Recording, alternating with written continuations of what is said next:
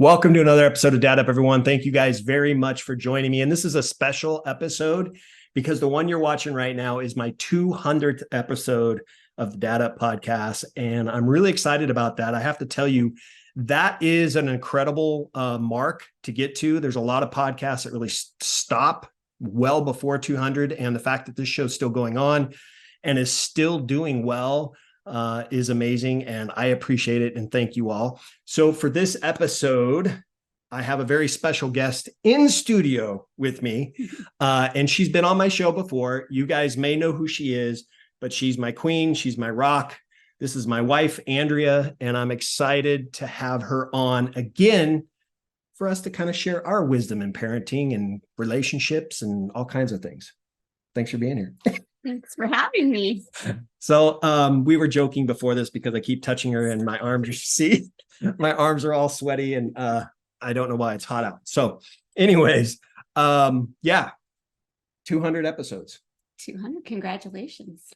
I can't believe it. Now, I want to ask you because 200 episodes ago, I sat down and brought up the idea of having a podcast. Did you really think that I would make it 200 episodes? Honestly. Yes.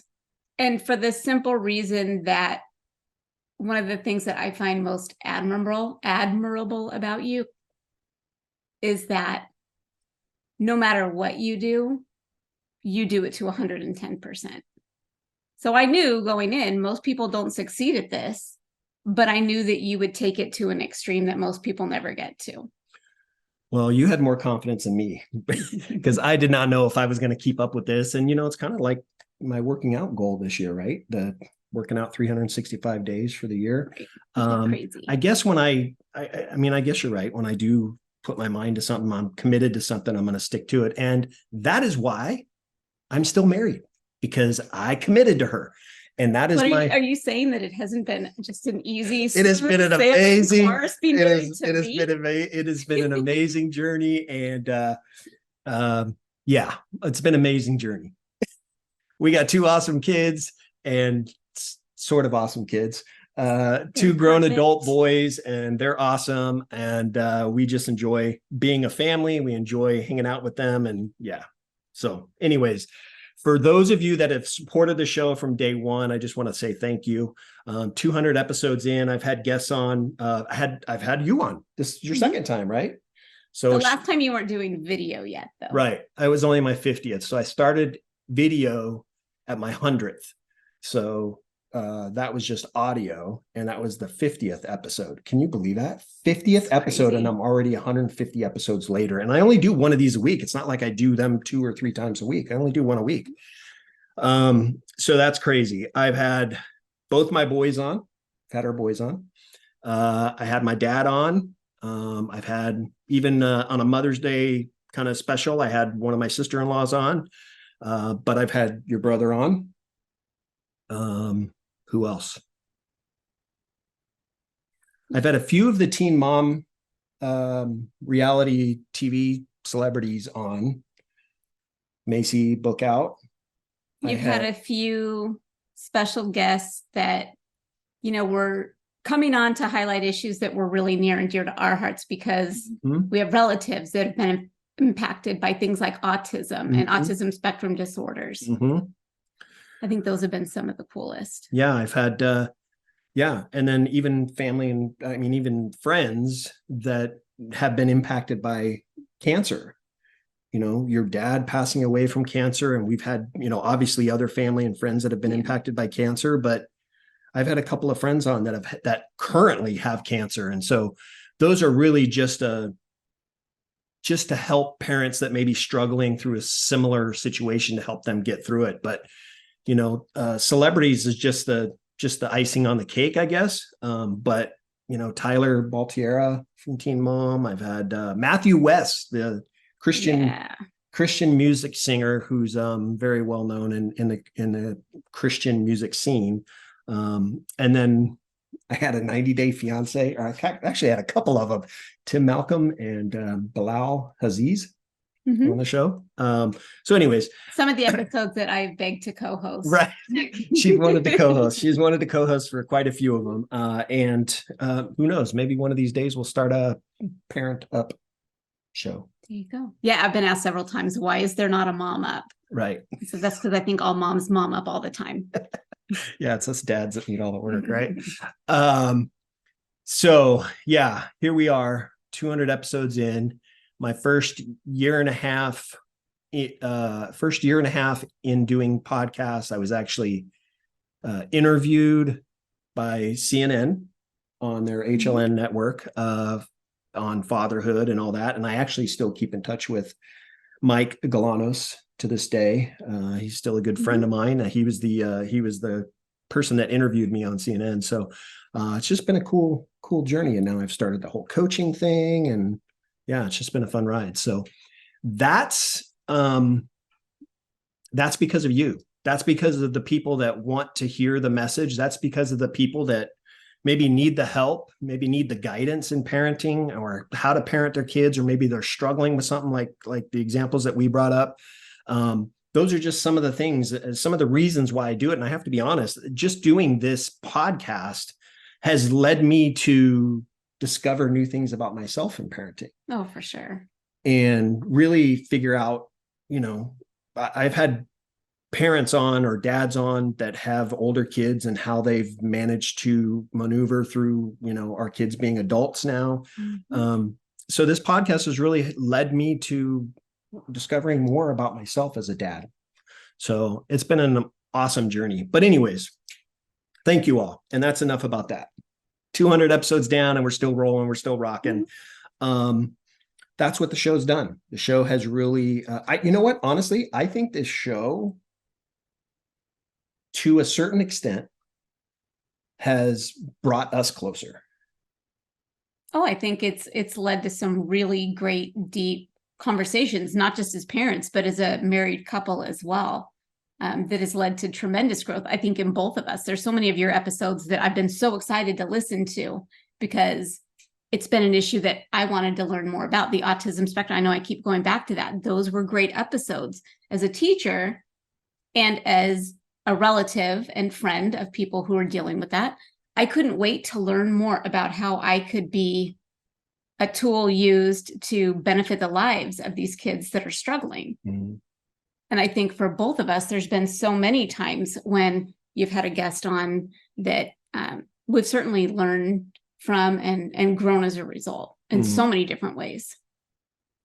Yeah. I think that some of the parents that you talk to, that have had kids in your class or have kids in your class, I think this podcast has helped them as well. I know that, you've had people ask you at the school about the show and all that, but no, this podcast has really opened my eyes to not only how I can be a better father, because trust me, daily I make mistakes, but how I can be a better father, but also how I can be a better husband.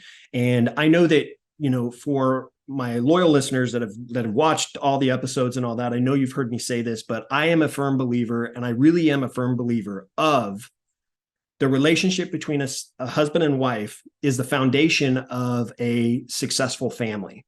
And so if our relationship is rocky, it could lead to our kids experiencing things or going through things that would kind of what I like to call, I say foundation, what I like to call is cracks in the family structure. So I think it's important as a married couple that you work through situations and challenges and work on not only developing or growing the love that you have for each other, but continuing to, be active in our relationship, be active in the marriage. And I know you and I have talked about this before, but I hear people say that, the relationship should be that 50-50, like a husband 50, you guys should have 50-50 balance. And that's not true. It's really 100-100. I have to give 100% to this marriage in order for it to work. If I don't give 100% to this marriage, it's not going to be as healthy as it should be. She has to give 100% to this relationship, to our marriage. And if she doesn't, there's things that are going to cause cracks in that foundation. And one of the things that we do as a couple, and we're really good about this, and it's something that we're very proud of and actually enjoy doing, is our marriage coach. We go to a marriage coach once every month, and we sit down with her, and it's an hour to an hour and a half session. And we talk about life. We talk about things that we're going through, and how do we learn, and how do we grow and be better at communicating with each other, right? Well, yeah. And I think it goes even beyond that. I think it's made us not only really effective communicators with each other, I think it's made us effective communicators with our kids, with other people. It's been a huge blessing, and I highly recommend. I know Bryan is a champion for this all the time on the show, but I highly recommend it as well. It's not something that you do when you're necessarily in a dire situation, that your marriage is struggling and you need help. When you have a healthy marriage, to be able to go and have an objective third party to just work on that effective communication, and a lot of fun stuff too. I mean, we often have, really fun homework, just doing something silly.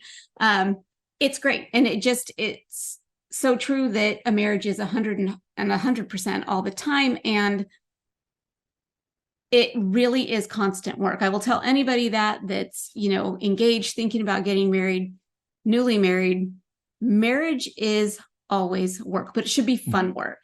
And I think the more you do it and the stronger your relationship becomes, it doesn't necessarily feel like work anymore. Right. But the maintenance is something fun and to look forward to. I think we both like you said, we both look forward to not only our meetings with our coach, but the homework and the strengthening that comes as a result of that too.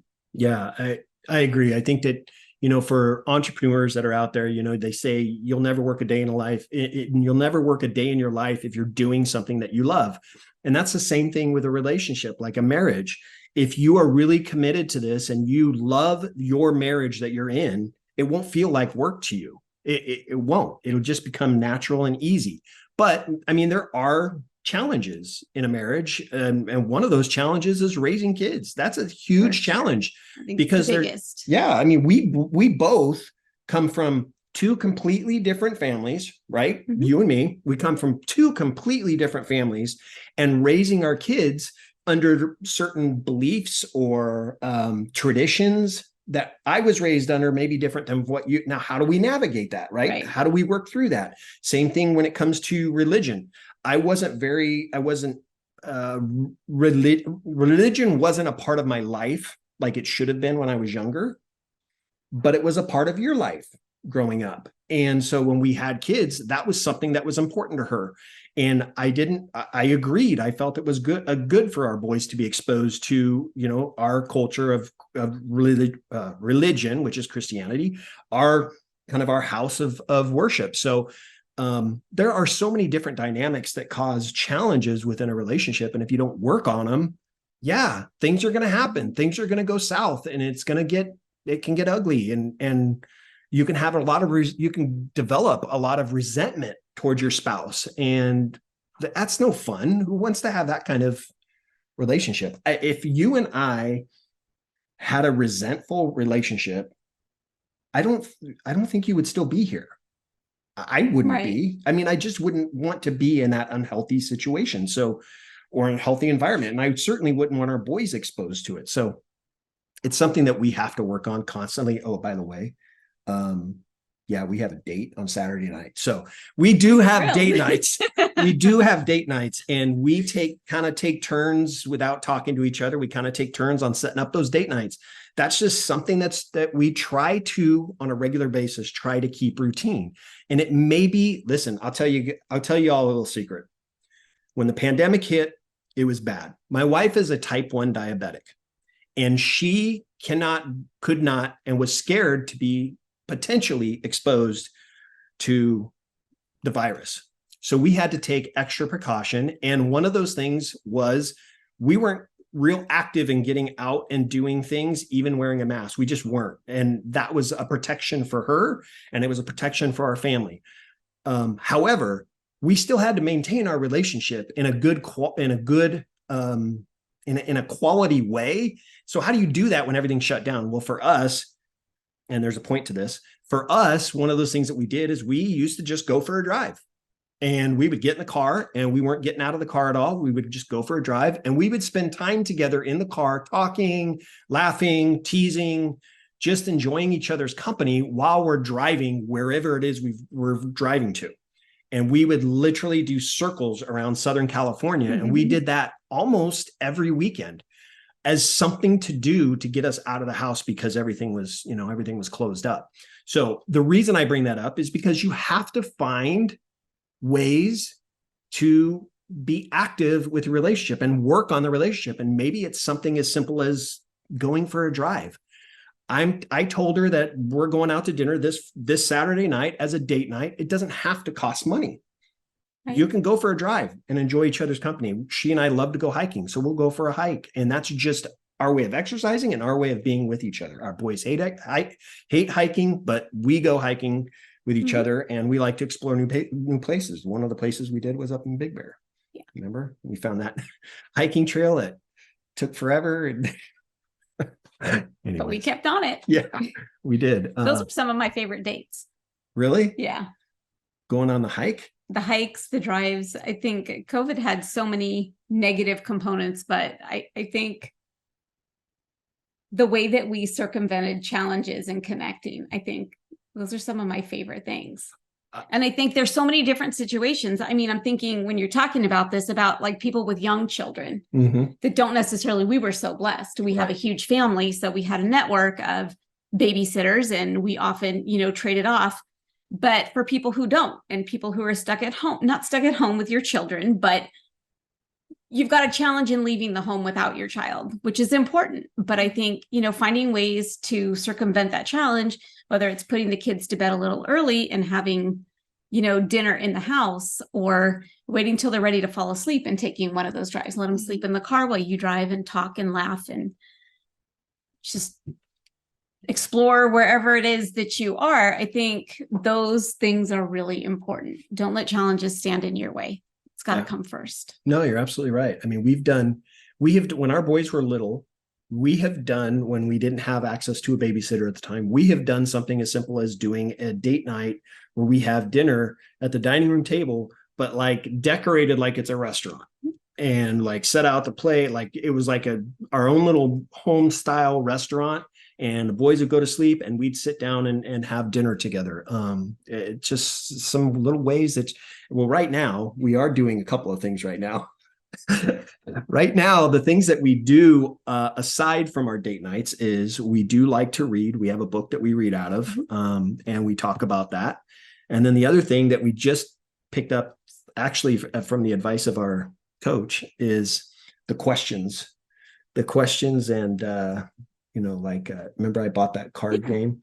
So I bought this card thing, like question game, and it's for adults. You can get it anywhere, but I bought it, and it was something that I use we just pick cards and ask questions. And they're not questions that, your spouse shouldn't know. More than likely they should know them, but it just helps with learning how to communicate and learning how to talk and learning how to share and just enjoying each other's company. So that's another idea that you could do. I think that game cost me $14 on Amazon or something. It was nothing. So this is a real simple task, but anyways, what else?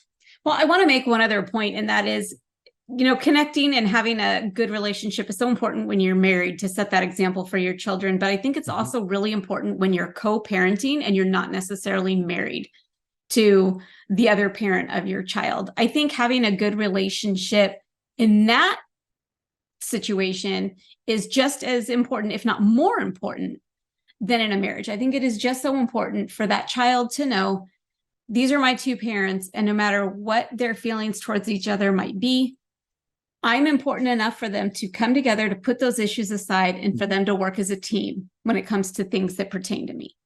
Yeah, no, I absolutely agree. I think that like you said, especially in a co-parenting situation, it's even more important that you have a solid relationship. And I've met so many people that, just in doing the podcast, I've met so many people that have an awesome co-parenting situation, and it's awesome to see. And then I've met others that don't, and really there's no benefit to it. There's really no benefit to it at all. Nobody wins. And the kids don't win in that situation. It's really tough and challenging for them. So yeah. So if you're currently in a co-parenting situation and you're struggling with something, feel free to reach out to me and I can help, guide you through some exercises, things that you can do to help strengthen your relationship with your co-parent. But honestly, it's one of the things that you need to work on the most, more than your relationship with your child. You need to work on the relationship with your co-parent, because like I said in the very beginning, that foundation needs to remain solid. If there's cracks, something else is going to go wrong. So you need to make sure you keep that up. So I've had people ask me, because they listen, our marriage is not, it's not 100% rosy. Like, it's not perfect. We have our differences. We have our arguments. We have our disagreements. But I've had people ask me, like, what's your guys' secret to your relationship? I mean, we've been married for 26 years plus years. And we've been together for over 28 years. And there's been challenges along the way. And what is the secret to my relationship? With her, she makes it easy to be in a relationship with. So glad this is being recorded. You make it easy to be in a relationship with, because you're kind, you're loving, you're fun, you're understanding, you're sympathetic. I mean, all these different attributes apply to you, and you're freaking smart. It's incredible how smart you are. But anyways, the challenges, when we face challenges, we kind of learn how to work, maneuver through them. But the secret to the relationship, I don't think there is a secret. I think you have to give effort. And my effort is, I want my relationship with my wife to work for my boys. So I'm going to put effort into my relationship. And she, I know, feels the same way. But I think the secret is just kind of some of the stuff we talked about, just making sure you're staying committed to each other, making sure that you're communicating well. Communication is huge. And that is something that I'm terrible at, if you can tell. I am terrible at communicating. And that's something that I've had to learn over the years. And one of the things that has helped me through that is having the marriage coach. Karen has really helped us work through that part of our marriage. And it's been a blessing. How long have we been going there? Like 4 years? I think about that long. Yeah. 5 years, something like that. It was well before I started the podcast. But yeah, I think communication is very important, but you have to be committed to the relationship. You have to want it. You have to be, it's one of those things, you got to be all in, I'm a coach for sports. I coached a lot of sports, and it's the old analogy of, put me in, coach. And that's the way this is. I want to be a player in this game of marriage, and not player in that way. What you meant. Not player in that way. I want to be a player in our marriage, and that's what I have to do in order to make it work. And like I said, it's not perfect. We still bump heads every once in a while. Occasionally. Right? What do you think? Secrets to a relationship, our relationship in particular. I think learning, and you're right. Neither one of us, when we got married, we were very young. I think both of us learning to become more effective communicators has been the key to probably our marriage lasting as long as it has. I think we've both learned that, it's not typically the issue that is unresolvable. It's the way that you approach it. And just by taking the right approach, and understanding your objective going into the conversation or the communication, understanding, what is it that I want to get out of this? Because I can tell you, if you're going into it just to be right, to be found the winner of the conversation, so to speak, you're going to lose, because inevitably it's not going to go well. I think when you go into it with the perspective, my objective here is to overcome this issue, and we can work together as a team, and we can do that. I think that's probably a key to starting off communication on the right foot. Yeah. And that's something that she's bringing that up. That is something that I was bad at. I always thought, and this isn't just me, this is all the guys out there. Y'all got egos and y'all want to win the battle, the argument or the dispute or the disagreement. Y'all want to win that. And that's not necessarily the right approach. Know what your objective is. And your objective isn't necessarily to win the disagreement. The objective is to make sure the other party or the other person or your spouse understand where you're coming from. And the way that you do that is by asking questions.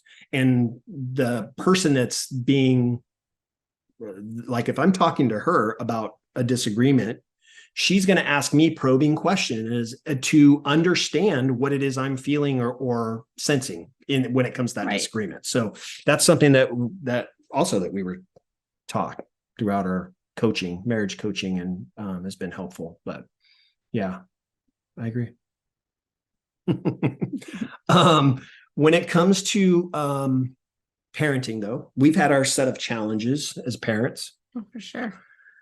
What do you think are, you think of a challenge or scary event that we faced, and how did we overcome it?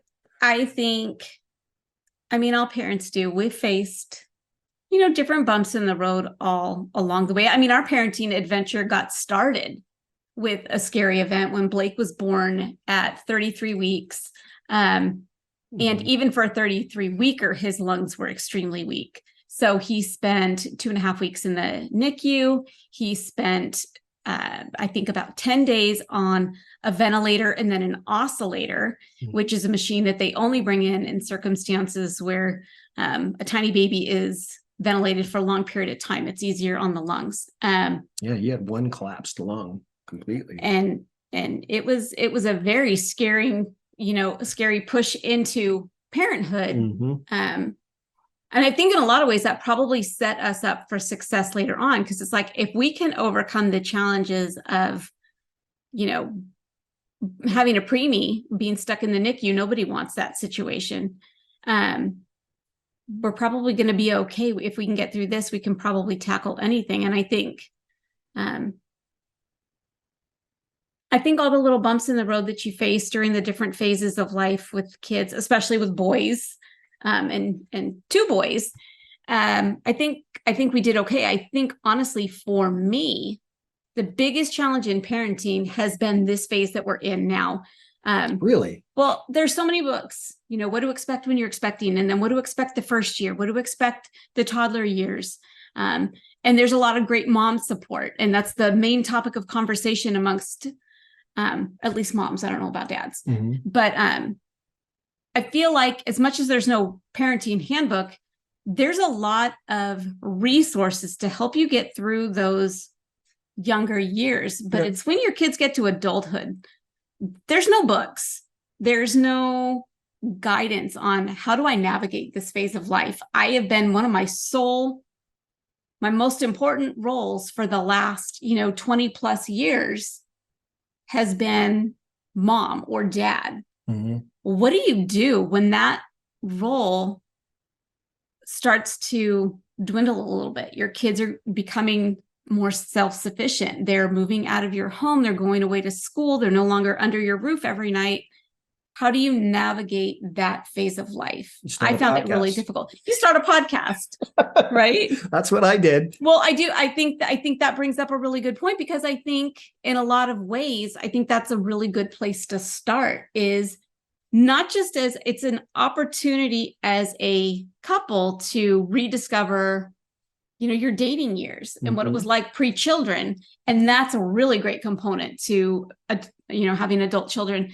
But independently, I think it's also really important to find other roles to help define who you are as an individual. Mm-hmm. And I think you've done that through a podcast. I've done it through going back at this age, to back to school to get my master's and to move into another realm of education. I think those things have been really good. I think that's a key component, but there's nobody to tell you that. There's nobody to say, hey, You need to grow as an individual and find other ways to identify yourself, and also as a married couple.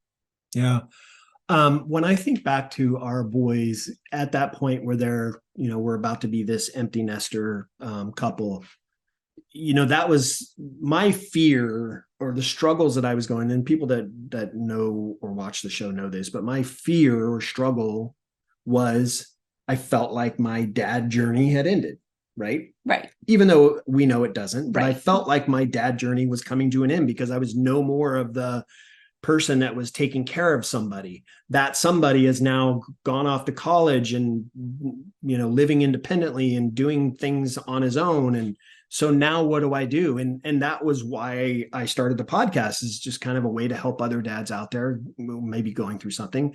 But you're right. I have to admit, we were in that phase of life of being an empty nester, and I was looking forward to that. Right.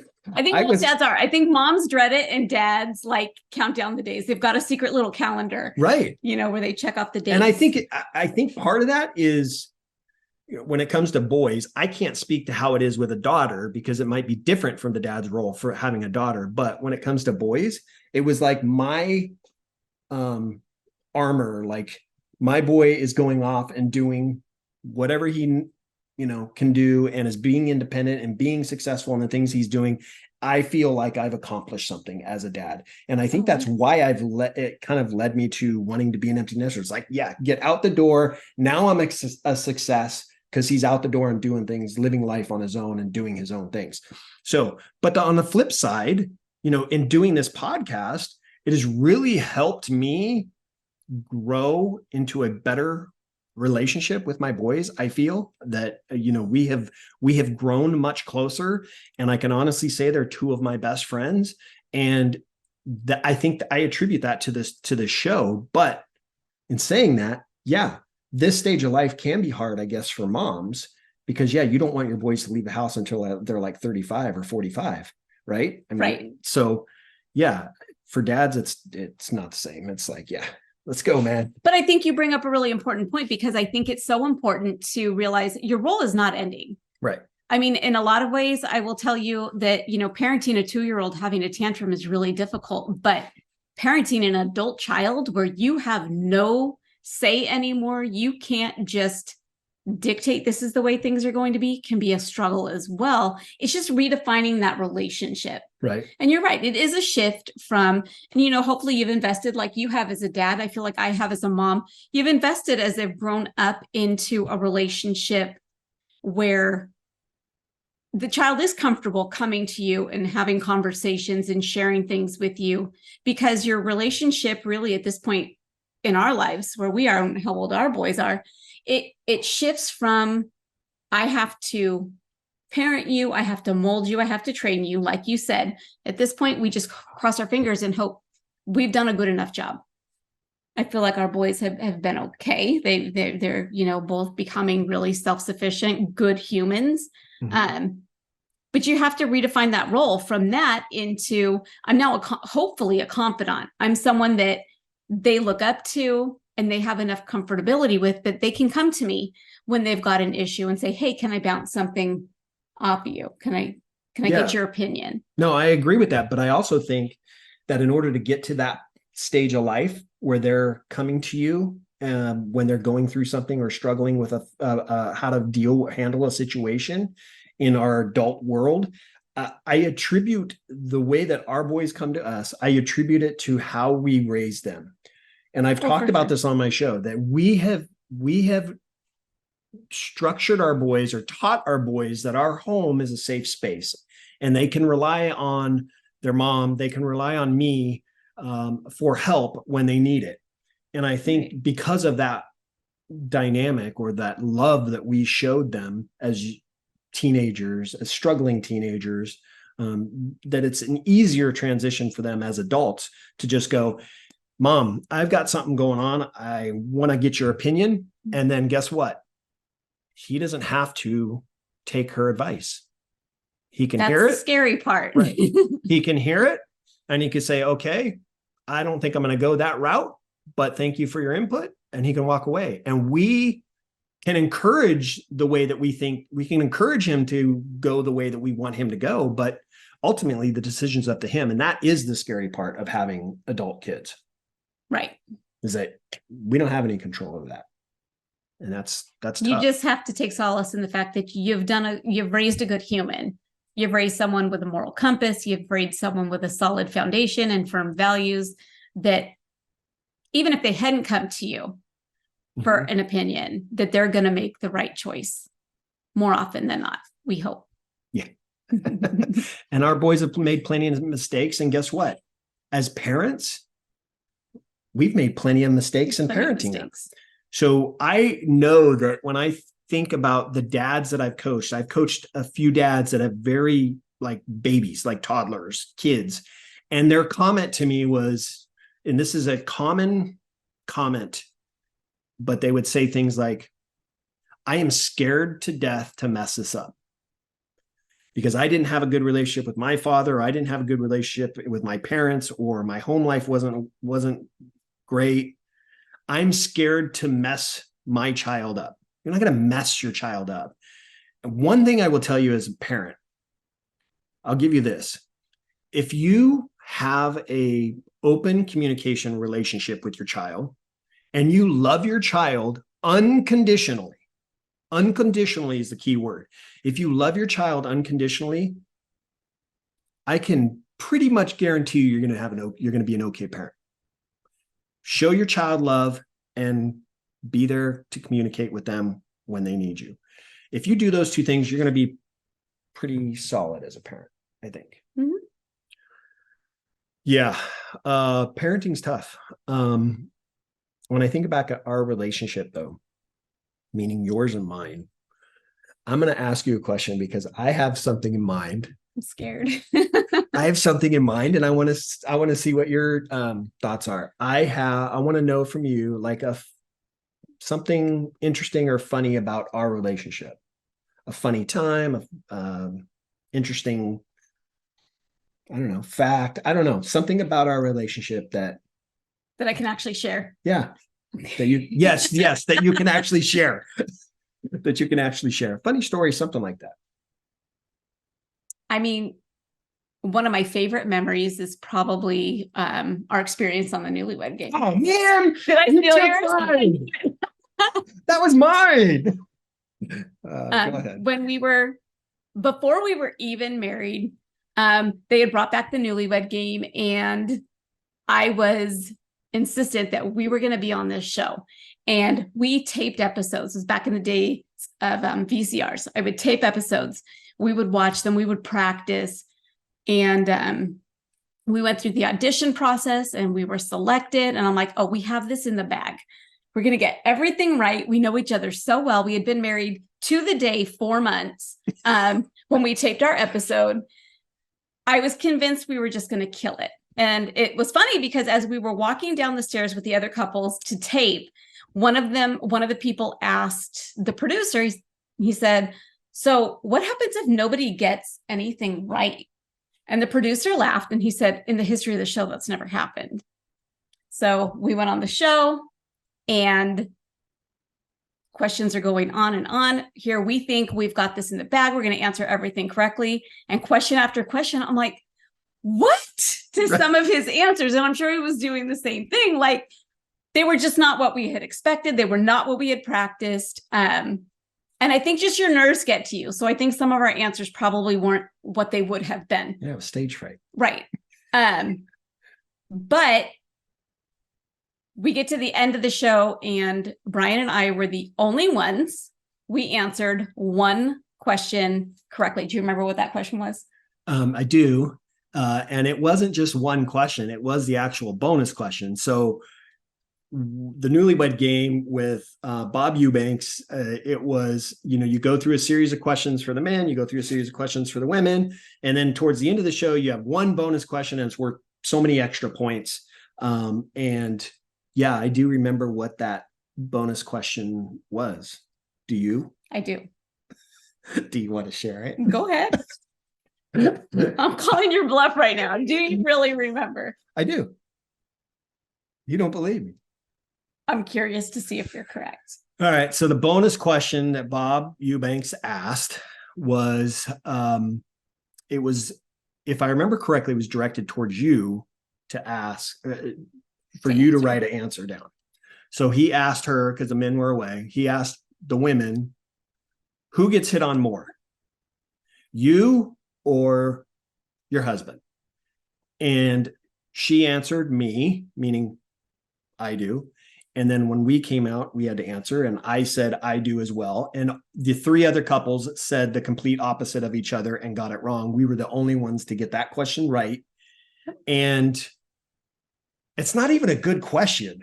Like, that's a question that could like cause controversy or something, right? I mean, like, I think the point of some of the questions are to cause controversy. But I mean, well, no, because he's like, what green vegetable does your husband like? Or broccoli, what, Bob. Right.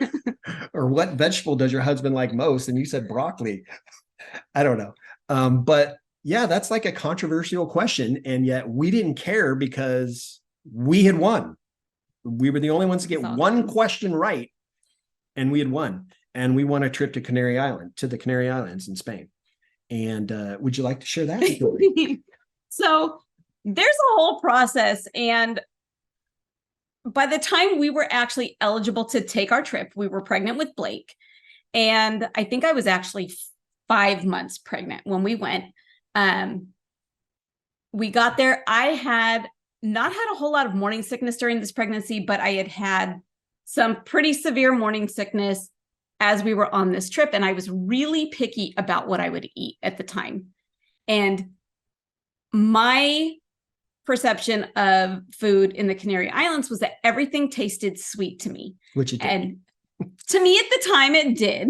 And so I didn't feel really good and I wanted to go home, which now in retrospect, I kicked myself because that was an awesome vacation. Mm-hmm. But I decided, I would feel better being back in the States because I'm not feeling well. So Bryan got on the phone and he started making calls to the airlines and to the producers to try to get our ticket switched so that we could fly home. And it was funny because with every conversation that he had, I grew another month pregnant to the point where I think by his final conversation, I was like ready to give birth. My wife, I've got to get her back.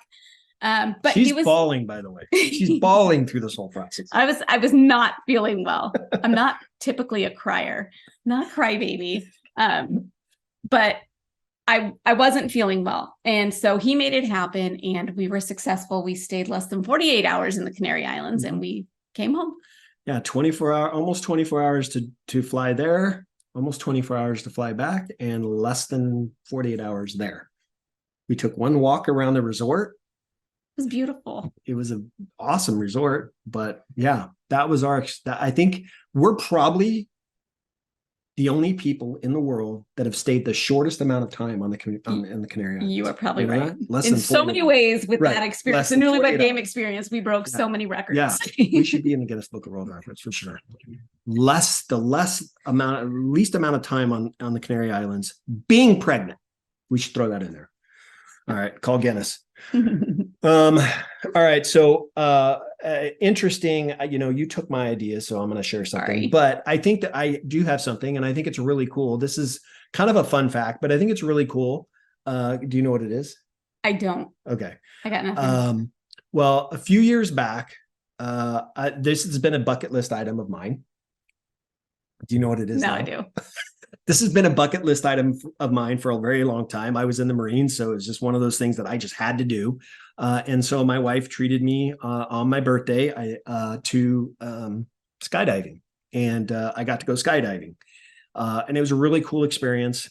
Something that I tried to get my boys to do it. We've tried to talk our boys into doing it. They wouldn't do it, but not in a million years, because I've talked to a lot of my buddies, a lot of my dad friends, and there's hardly a person out there that'll do it. But I asked my wife one day, hey, would you ever give thought to skydiving? And she said, sure. I'm like, whoa, what? I couldn't believe From the minute I watched him do it, I just had a deep desire. I'm like, I need to do that. Yeah. Yeah. So she sprung that on me. And so for her birthday one time, I made it happen for her. The following year. Was it the following year? It was the following year. Oh, wow. I'm pretty good then. That was perfect. You got right on it. So yeah, made it happen for her. I didn't realize it was the following year, but yeah, made it happen for her. So really cool that we're both skydivers. And we both would highly recommend it to anyone even considering it. It's not scary like you think it would be. No, it's not. I can't, I've tried to explain. It's like when you're free falling, because you're free falling for a while there, right? When you're free falling, it doesn't even feel like you're falling. No, it does not even feel like when you initially go out the plane, it does. But when you're in the air before the chute goes out, you don't even feel like you're falling. You can just feel wind going against you, and that's it. And it's crazy. And then you get the chute out, and then it's like you're on this, skyline kind of tour. It's pretty cool. Anyways, that's my fun fact or interesting thing about us. So I do want to ask you something though, specifically because you're a teacher. Mm-hmm. And school time is starting back up. So I think it's cool that we talk about that for just a minute, because there might be parents out there that are feeling the stress, anxiety of school. There might be kids out there that are giving their parents crazy thoughts or whatever about about school. So as a teacher, what kind of thoughts or what kind of advice could you give to parents right now as they're battling through this busy season? I think probably, and it's at the forefront of my mind, it always is in the last couple of years of education, is the mental health of our students. So I would say to parents, academics are so important, but we do put a lot of pressure on our kids, particularly this generation, to be the best at, whatever sports they're playing, whatever musical instruments they play, in addition to those academics, that it's just a given. Well, of course you should be a 4.0 student. At least that's my experience. Mm-hmm. And I think parents are missing, and adults in general are missing the mental health struggles that our kids are facing. And I'm seeing this on our campus, from kindergarten on up. Mm-hmm. I teach 7th and 8th graders. I see it, a lot at that age, but we're seeing it all across the board. And I think checking in with your kid, number one, making sure that they're not feeling overwhelmed, reassuring them that it's okay to make mistakes. If they struggle in a particular subject, help them, come alongside them, get them the tutoring that they need, get them, some additional help, talk to their teachers. But I think explaining to our kids, you don't have to be perfect at all times is so important, because I see the manifestation of that in these kids almost daily. Someone crying when they get a B on a test, and it's like, your world is not going to end if you got a B on your math test in 7th grade. You're going to be okay. I think that's probably the most important thing that I would tell parents. Check in with your children, reassure them that it's okay to be imperfect. We're all imperfect. God did not create any single one of us perfect. It's okay. And additionally, I would say, teach your child empathy. I see a lack of this, and I understand, COVID had a huge impact on that when our kids were kept at home, behind a screen for way too long, and they lost some humanity. And I think, as much as we're trying, I know in schools right now to reinstill that in them, it's got to come from home. It's got to come from mom and from dad. And I think just reminding your child, my favorite, any one of my middle schoolers will tell you that my phrase is be the nice kid. And I think we need to be reinforcing that at home. Always be the nice kid. Go out of your way. If you see another kid that's having that little bit of a meltdown because they're overwhelmed, be the friend that goes up and hugs them. If you see a kid sitting alone at the lunch table, encourage your child to be the one to go and sit with them, come alongside them. And, even to take it a step further, encourage your kids that inclusion is so important. Encourage them that it doesn't really hurt them. If they're planning, I see this a lot in middle school. For the very first time, these kids are getting to go on their own little outings. And I know they feel super cool, and they should. And it's cute to watch them, feel like they're so big and they're so grown because they're planning a trip to the movies and mom and dads aren't going. But what's so sad and crushes my heart is watching when they don't include everybody in that plan, but they openly talk about it directly in front of these other kids. Mm-hmm. And I know it's something that we always encourage our kids. Hey, did so-and-so get invited? What's the harm in reaching out? Like, does it really hurt you to include them? Definitely not. But the result is it means so little to you, but to that kid who's used to being excluded and has had their soul crushed so many times by being the kid that had to stand there and listen while everyone talked about their plans, to be included means the world to them. Mm-hmm. So I just, as a parent, I would focus on those two things: checking in with your own child's mental health and encouraging them to worry about the mental health of others around them. Yeah, those are obviously two good points. I think that there's this big, I don't know how to phrase it. There's in media, we have so many of these, role models, whether it's an actor or sports athlete or what, and we have these kids that want to grow up to be somebody outside of their own home. They want to be the next, Tiger Woods or whatever, right? And I think that I think that's great, but I think that when they have those kinds of aspirations to be somebody like that, when those people do wrong things, it sends a wrong message to our kids. And I think it's important for us to realize that, yeah, you can have those heroes and all that you look up to, that you admire, but let's admire them for the right reasons, and let's still instill being a kind person and being a nice person above anything else. Right. Absolutely. And I think that's great. And yeah, mental health challenges that this country faces, not only now, but especially through the pandemic, have been not only family altering to kids, whether they've lost parents due to illness or whatever the case may be, but kids even through, dying by suicide, which is such a terrible thing that's going on. It's scary. And checking in with your child and making sure your child's doing okay is so important. You don't know what your child's going through unless you ask and speak to them, talk to them. And I think for our kids, meaning our two boys, we had, as I talked about before, we had such a safe place in our home that they could come and talk to when they were struggling with stuff. So it was a little bit easier for us. There were some challenges that we had to try to work our way through with them in trying to communicate with them. But for the most part, our boys came and talked to us when they were struggling. And if your child's not doing that right now, then you need to do it. You need to go talk to them. Right. And one of the things that I encourage my coaching the dads that I coach, is having a sit down conversation, even if it's 5 minutes, 3 minutes with your child every single every day. And this doesn't have to take a whole lot of effort. It's something that they may enjoy, maybe they won't enjoy, but it shows that you're interested in what they're doing. And as long as they have that on the back of their head, they'll know that they're going to be okay. Right. I mean, they'll know that they're protected by their parents. They're safe. I think that's great.